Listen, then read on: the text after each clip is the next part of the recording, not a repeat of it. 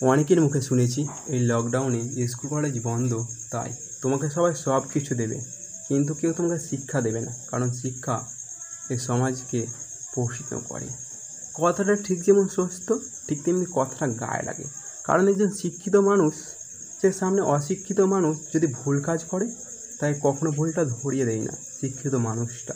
তবে কি করে ধরে নেব শিক্ষা সমাজের কাছে প্রশ্ন করে? শিক্ষা শুধুমাত্র এখনকার দিনে একটা ডিগ্রি, যায় কিনা দেওয়ালে সাজিয়ে রাখলেই মানায়, কিন্তু এটা শিক্ষিত মানুষের মনে কখনো শিক্ষা জাগ্রত করে বলে না ওই মানুষটা ভুল পথে চলছে, তাকে সঠিক পথ দেখিয়ে দেওয়া।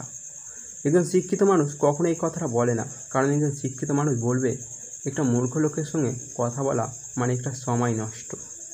যে শিক্ষা সঠিক পথ দেখিয়ে দেয় মানুষকে, তবে স্কুল বা কলেজের বাইরে যারা ঝালমুড়ি ফুচকা বিক্রি করছে, তবে তাদেরকে এই লকডাউনের ফলে না খেয়ে থাকতে হতো না।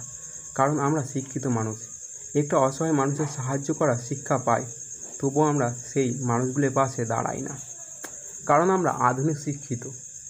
আমরা শুধু পারি গুরুজনের সামনে ধূমপান করতে, আমরা রাস্তায় মোড়ে দাঁড়িয়ে বোনের বয়সী মেয়েদেরকে পারি টিটকারি মারতে, আর পারি অন্যের দুঃখেতে হেসে উড়িয়ে দিতে।